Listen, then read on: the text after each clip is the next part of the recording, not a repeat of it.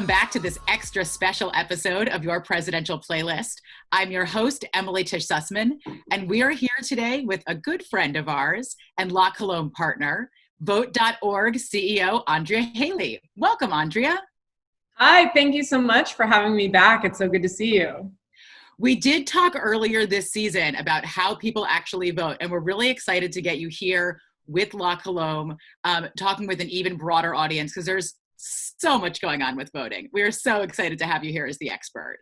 Let's just start off. There's so many questions people have this year, and I think there's a lot of misinformation about voting. So how are you recommending that people actually vote this year?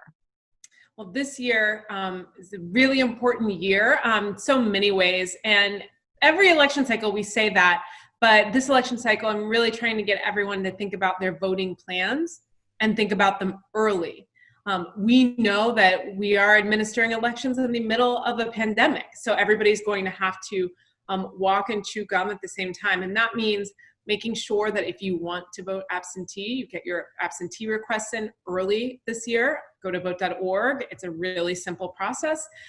Make sure that you register on time in your state. Again, all things that we can help you with at vote.org. And make sure that if you want to vote in person, that you know the early voting times in your state. Or if you plan to go on election day, have your plan together on how you're going to get there. And then once you have your plan together, make sure that you organize your family and your friends, your community groups, and everyone else.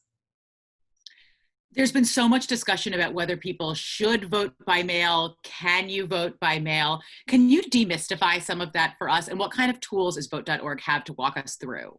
Absolutely. This year, in the majority of states, you have the ability to either vote by mail, to vote early, or to go in on election day. And everybody's going to have to make that decision for themselves about how they want to vote this year and how they want to have their voice heard. Some people love to vote from their kitchen table and be able to do it that way. And if that's the case, what you need to do is go ahead and go to vote.org. It takes about 2 minutes. Press on our vote by mail tool and get your request in, and the state will send you a ballot. Then it becomes really important that you fill out your ballot at home and follow all of the directions and turn it back in, whether you live in a state that has a drop box that you can turn it into, or you live in a state where you have to turn it back in to the United States Postal Service, or in some cases you can go to your Secretary of State's website and you can look up directly where you can go to drop it off at a local elections office. So those are the different ways that you can participate in vote by mail. But we know that several people out there are going to want to also go in. So if you want to avoid lines and things like that, make sure that you have a plan for early voting. And if there isn't any way that you can vote earlier, if your state doesn't allow it, then make sure you know exactly how you want to go in on election day and what time. And, we will keep sending you reminders until you get it done. One of the other things that you can do on our site is that you can check the box and go ahead and receive election alerts. So if you want to know what's going on in your state and you want reminders up until the election, you can go to vote.org and sign up for those election alerts, and we'll make sure that you have all the information you need to participate in your state. How are you guys reaching out to people to engage who maybe are less interested in voting this year or don't even know that there are steps in the process they need to go through? Well, I know a lot of people think they can just kind of like show up on election day and vote. Some states have same-day registration, so they could do that. But how do you guys think, particularly this year, about engaging people that are less likely to vote? We know that it's really important to meet people where they are. So we have a large texting program. We have, an advertising program, and we also try to go straight to, where people are living. So, for instance, we work with a lot of athletes and a lot of people who have large followings and platforms, especially among younger voters who we know are just putting together their voting history for the first time. And so especially during an election that is vote by mail election, we know that people might need additional information and resources. So our work really is to think about where people are already plugged in, go to those places and provide the information and resourcing so everyone can reach out to their community. We've been working with a ton of schools all across the nation. as well, to make sure that schools are providing the information that they need to make sure that their students are voting.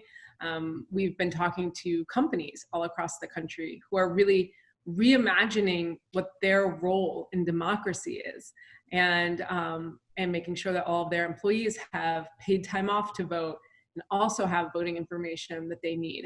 So we launched a campaign called Vote Ready, and you can find that online at the hashtag Vote Ready, and a lot of companies are participating. So we're really looking for places where we can get the word out and the message out. And then after that, we're really counting on American people to go ahead and tell their friends and activate their communities, because we know that once we provide that information, vote.org does an amazing job at reaching out to millions of voters all across the country. But we know that the strongest messenger for voting is going to be a loved one. So once we arm everybody with the information they need to participate, our hope and goal is that people will be inspired to talk to their family and friends and community and motivate everyone to go vote. But can you really walk us through, what is a voting plan? What is your voting plan? Is that too personal? Is that something that we can start asking people about? I love it. Yes, I think you should ask everybody what their voting plan is. So my voting plan is to vote early this year. I live in a state that has early voting. So my plan is to go in on the first day of early voting and cast my ballot. That way I can avoid lines, and I also can, know that it's just checked off and done. And I have several family members, though, who are higher risk this year, who I'm really encouraging them to vote by mail, and to go ahead and get their absentee requests and await their ballots so they can participate. So I think having a voting plan, you just have to have a couple of steps. You need to go to vote.org and look up your state. And once you look up at your state, you can check out your registration deadlines and your absentee request deadlines. You can see if your state has early voting or not. So first, learn the rules. After you learn the rules, you can go ahead and go through the process of making your plan. So you could say, okay, do I want to vote by mail? Do I want to vote early? How do I want to make sure that I have my voice heard this year? Then once you make the decision about which way you want to go, you can then, put on your calendar, mark it on your to-do list, stick it on your refrigerator, whatever it is, you want to make sure you know what date by which you're either going to send back in your ballot, or you're going to go into that polling location, and make sure that you don't forget. What you don't want to do is wait till election day and then try to make a plan, because we know that unfortunately there are several difficulties that people have to jump through. And so the earlier you plan, the easier the whole process will be, and you can make sure that your voice is heard in this election. I mean, I feel like that's even going to the grocery store. Like if I don't plan on, like when I'm going to go, how I'm going to do it, how I'm going to get there. So I can definitely see that being true for voting on election day, when we don't really know if we don't really know how long it'll take, to be honest, this year, I think especially more than others. But do you worry about talking about long lines is going to turn people off from voting? Like, how do we talk about it when it keeps people engaged? I am concerned, but I think what we have to do is recenter ourselves on this idea that every vote counts. We know that especially this year, we're looking at a presidential, but there are also a lot of down ballot races. And a lot of these get decided by 100 votes, 1,000 votes. It's a really slim margin. And so it becomes so important to make sure that your voice is heard in these races, and to make sure that your government is reflective of the values of the people it seeks to serve. And the only way to do that is to navigate the system, no matter what you need to do get there. And I think that there are some easier ways. I think voting by mail presents a great option for a lot of people. Early voting with some of the things we've already talked about, presents a fantastic option. I do worry about election day. We know we have a national poll worker shortage in this country right now, which means that we may have trouble keeping open the number of in-person locations that we need to. And I would say that if that is the way you're going to vote this year, then that's okay. Like, Americans are tough, and we can overcome it. Do what you need to do, put the plans in place to get it done. I don't want to disincentivize anybody from the process. I think that, no matter what you need to do to make sure that your voice is heard this year, we're going to have to all, fight to do that. I think that the sad thing is that in 2016, 100 million people did not show up to vote and didn't have their voices heard. And I think that has ramifications for everything that goes on in your local community and in the national, picture. So I think that really we want to build a strong and thriving democracy. And that's what we're talking about here, is just how to do that. And that's something that no organization can solve, no individual can solve, but that's something that all together, everybody speaking up and having their voices heard and participating, casting their ballot this year, that's how we get to a healthy and thriving democracy. And that's the work that's currently underway. And so it's so important that everyone participates. And I can't sugarcoat it that it's always an easy system, but I think we're here at vote.org to provide as many resources and as much support in getting everyone to the polls as possible.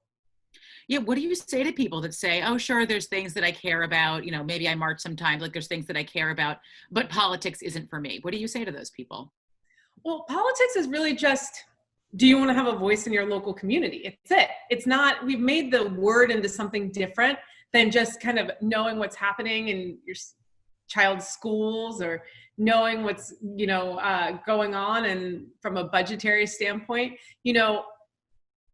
leaders determine budgets. Budgets will show you what people's priorities are. I think that the key here is to realize it's that if you do not participate, that there are people betting on you not participating, and it's because they want to be the ones to dictate what happens to your family, your friends, your community, and your vote is the way that you can either support what somebody's doing or hold people accountable for things that you don't like. And if you don't vote, then leaders in charge won't prioritize your needs and your wishes and your, the things that affect your job, your livelihood. And I think that that's important to realize. It doesn't mean leaving the process doesn't mean you don't get leadership. So better to participate in the process and get the leadership you want to see. I want to go back to the logistics of voting and voting early. Something you had said was that a lot of people like to vote on election day, but some people, particularly, might have fears about COVID. So is that reason to be able to vote early? Yes, absolutely. You're going to have less traffic voting early. So in many places, so you may have a smoother process and an easier time and less lines. The idea of having, some states have longer early vote days than others too. So you want to look it up and see when it starts. But if you get in right at the beginning of early voting, that's a way to kind of, avoid some of the election day lines and issues. And if you have concerns about COVID, that means you're going to have a little bit more space and a little, the ability to social distance between people. And so I think that voting early is a really great option if you're concerned. But so I can vote early even if I plan to be in the state that day. I think that's a question that a lot of people ask, is that do you have to actually be out of the state or have a reason to be able to vote by mail or vote early? Well, these rules change in every state, but no, for the most part, to vote early, you can go ahead and vote early. To vote by mail, it depends on what state you live in. So that's why it's so important when you go to the site. We've tried to simplify the political process and the engagement process so that you just go through a workflow that works for your state, and that you don't have to sit down and try to figure out in depth how to fully navigate the process on your own. And so we'll take you through something that works depending on the state you're in. Some states this year are actually mailing ballots to everyone on the voting rolls, which is great. We really applaud that. Other states are making you go in and request your absentee. And a few states only allow you to request your absentee under certain circumstances. So that's where it becomes important to go through the site and be able, we can help you navigate all of that. But early voting, you should be able to go ahead and early vote in your local community as long as there are early voting days in your state. I know that vote.org is working with La Colombe this cycle, and I'd love to hear about your partnership. Yeah, we're really excited to partner with La Colombe. La Colombe this year has a new special edition Lion Blend, and it's centered around voting rights and education. So the special edition coffee contributes $2 of every box sold to vote.org. And it helps our mission to simplify political engagement and to increase turnout and to strengthen American democracy. The hashtag Fuel Your Vote campaign is focused on giving our community the tools to vote this year. And so we're really, really excited about this partnership. I have right here an example of the Lion Blend, and we are really thankful to the whole La Colombe team because we know that with the money from this partnership, we're going to be able to reach more voters this year. I love it. I feel like I probably spend too much money on coffee, like the amount that we need to consume. I came here from running from giving my kids lunch and then running back out to make sure they're okay for naps. So I definitely needed a little coffee with me even to make it through. And so I feel like civic engagement there's so many different forms, and we're seeing so many different forms, whether it's the companies that you were talking about that you work with that offer paid time off to vote, even companies like La Colombe that are providing platforms for us to have a conversation about civic engagement.